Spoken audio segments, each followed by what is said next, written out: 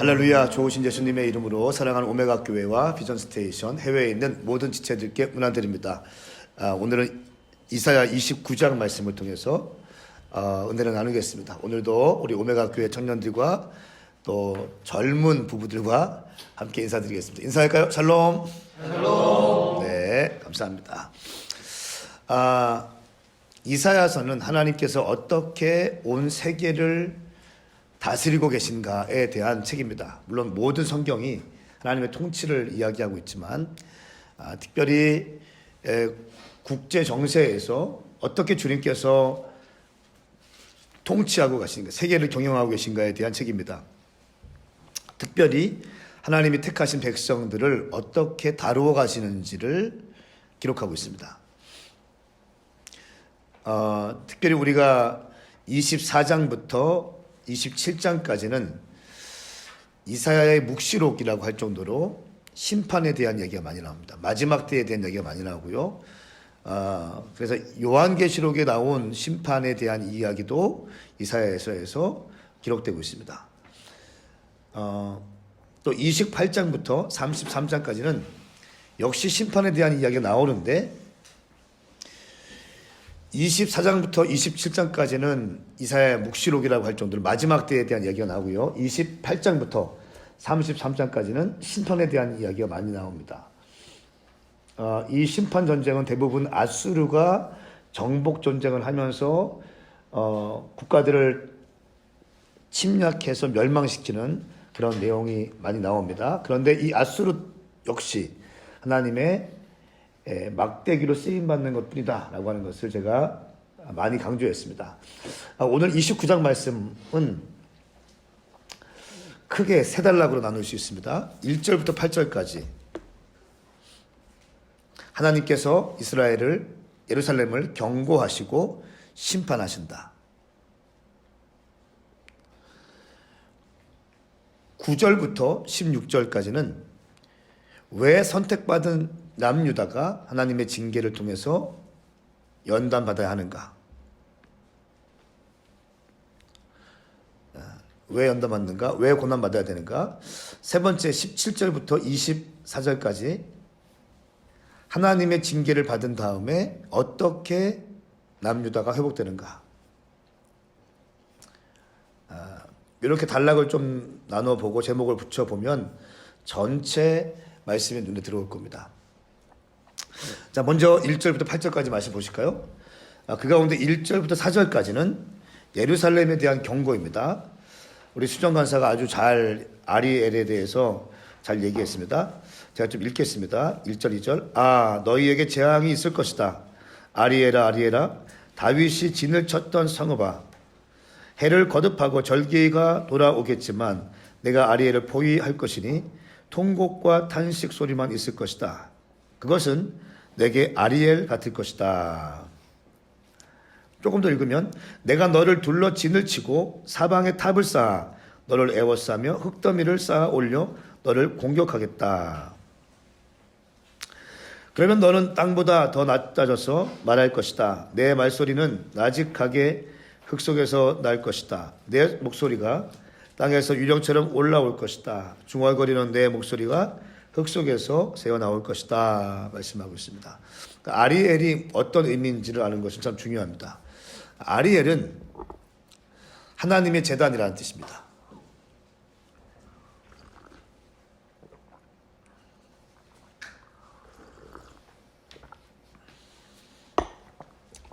그런데 이 아리엘은 하나님의 제단이라는 뜻이지만 하나님 앞에 제물로 바쳐지기 위해서 결국 파멸되기 위한 것을 말합니다. 그래서 아리엘이라고 얘기합니다. 하나님께 바쳐지는 것.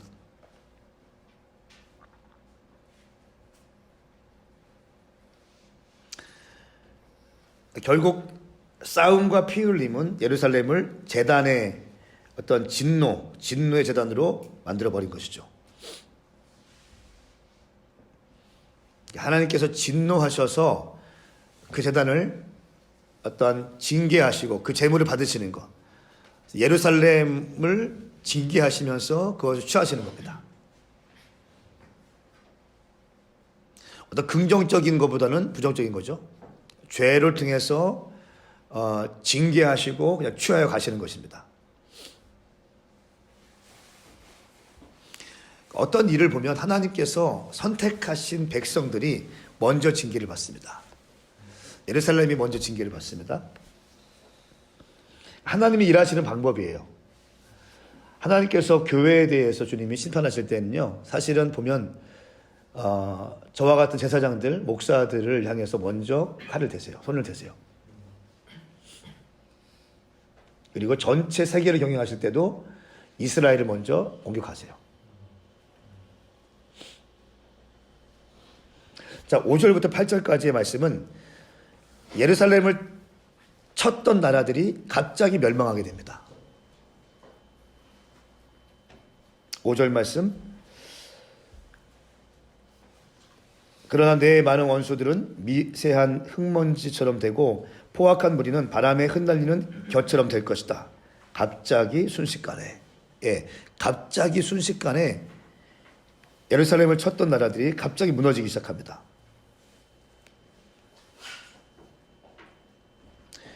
7절 말씀에 그러면 아리엘과 싸우고 그 요새를 공격하며 그를 포위하던 모든 민족들의 무리는 꿈에서나 볼 듯한 모습처럼 한밤중의 환상처럼 될 것이다. 이 모든 것이 꿈인 것처럼 예루살렘을 공격할 때 그 강력하고 아주 무자비한 모습으로 공격했던 그 강대국들이 그 모든 것이 꿈처럼 느껴지는 것처럼 공격을 당할 것이다. 갈대와 같은 애굽을 의지하는 것이 얼마나 어리석은지를 주님께서 이제 보여주고 계십니다. 여러분, 이것이 하나님이 일하시는 방법이에요.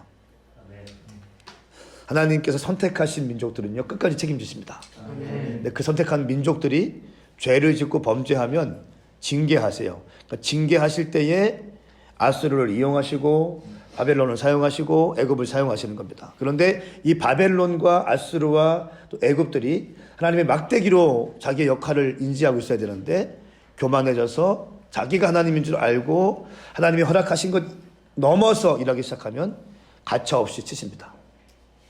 여러분, 이사야서는 굉장히 두려운 말씀이기도 하고요. 우리의 삶에 정확한 삶의 태도를 말해주고 있는 말씀이에요. 교만은 금물. 하나님께서 허락하신 것까지만.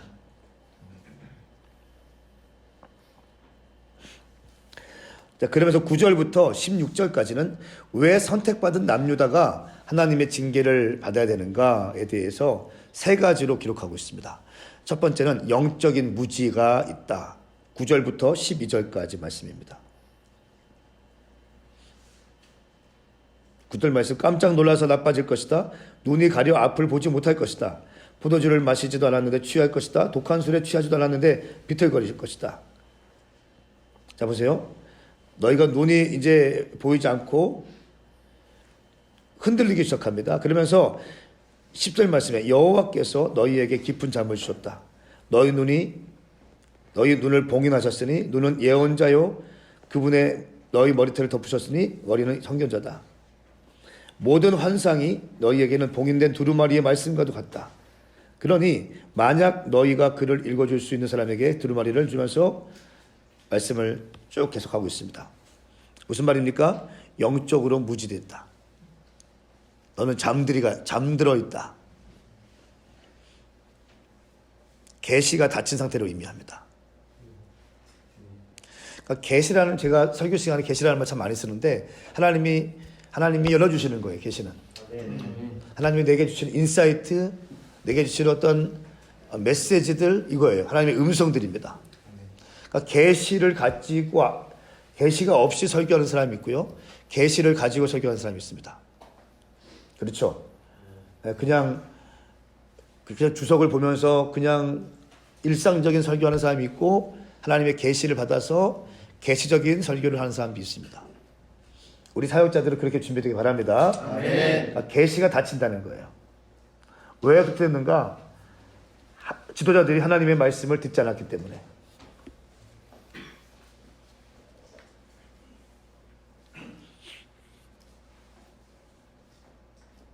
하나님의 말씀을 순종하지 않으려고 하자 주님께서 닫아버리십니다. 아무것도 보지 못하고 듣지 못하게 됩니다. 이게 참 무서운 겁니다. 이렇게 계시적인 음성이 들리지 않으면요, 외식하게 됩니다. 제가 늘 말씀드리죠. 영적이지 않으면 뭐라고요? 혼적으로 변한다. 영적이지 않으면 혼적으로 바뀝니다. 어떻게 하든지 풀어내야 되는데 영적인 건 몰라. 계시가 닫혔어. 그러니까 혼적으로 풀기 시작합니다. 혼적으로 푼다는 것의 특징이 뭔지 아세요? 외식한다는 거예요. 자, 보세요. 13절 말씀에 여호와께서 말씀하셨습니다. 이 백성이 입으로는 내게 다가오고 입술로는 나를 공경하지만 그 마음은 내게서 멀어져 있고 사람에게서 배운 관습대로 나를 두려워할 뿐이다. 두려워하는 척은 하는 거예요. 그렇죠. 제사를 드립니다. 그런데 신령과 진정의 제사를 드리지 못합니다. 입술로는 내가 주님을 사랑합니다. 주님께서 왕이십니다. 라고 고백하지만 그 심령 깊숙한 곳에 진실된 고백이 없어요. 그게 형식주의고 이게 외식이라는 겁니다.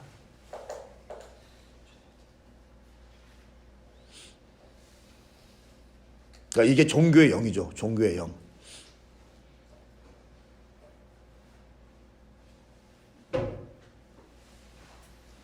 그렇기 때문에 14절 말씀에 지혜 있는 사람에게서 지혜가 사라질 것이고 분별 있는 사람에게 분별력이 없어질 것이다 말씀합니다. 영적인 촉과 영적인 감각들 다 무뎌지는 거예요. 그러니까 목회를 하면서도 말씀 사역을 하면서도 또 커뮤니티를 목양하면서도 그런 게 딱 무뎌지는 거예요. 자, 그러면 이들이 어떻게 될 것인가? 하나님의 징계를 받은 다음에 어떠한 변화가 있을 것인가? 17절부터 24절까지의 말씀입니다. 첫 번째는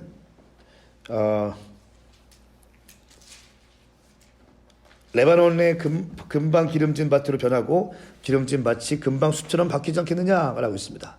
무슨 말입니까? 한순간에 하나님께서 바꾸신다는 거예요.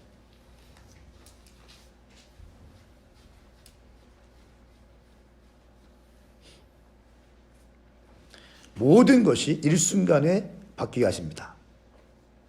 그러면서 18절 말씀에 보니까 보지 못했던 사람이 암흑과 어둠 속에 두 눈으로 똑똑히 보게 될 것이다. 첫 번째, 눈이 열린다는 거예요.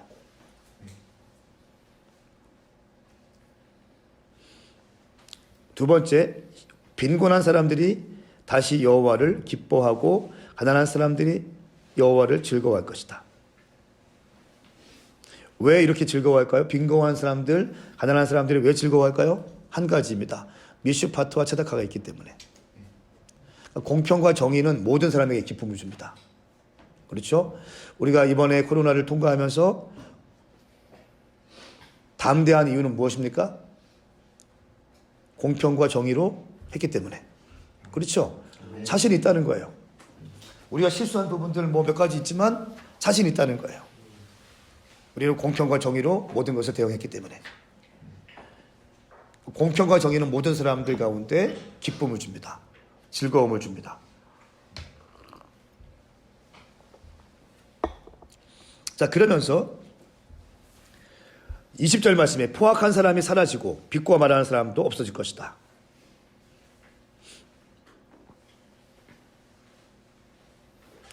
(21절) 말로서 사람을 죄인으로 만들고 성문에서 변호하는 사람들의 함정을 빠뜨리는 사람들이 또 정직한 사람들을 거짓 증언으로 억울하게 만드는 사람들이 멸망할 것이다. 뭔가 잘못된 것들이, 뭔가 공평하지 못한 것, 정의롭지 못한 그 일들이 결국 드러나게 될 것이고 그것은 징계를 받게 될 것이다. 더 이상 억울한 일이 없는 겁니다. 자, 22절 말씀 보세요. 야곱은 더 이상 부끄러움을 당하지 않고 그의 얼굴은 더 이상 창백해지지 않을 것이다. 이제 22절부터 24절까지는 야곱의 회복을 의미합니다. 이 야곱의 회복은요, 이스라엘의 회복을 의미하는 겁니다.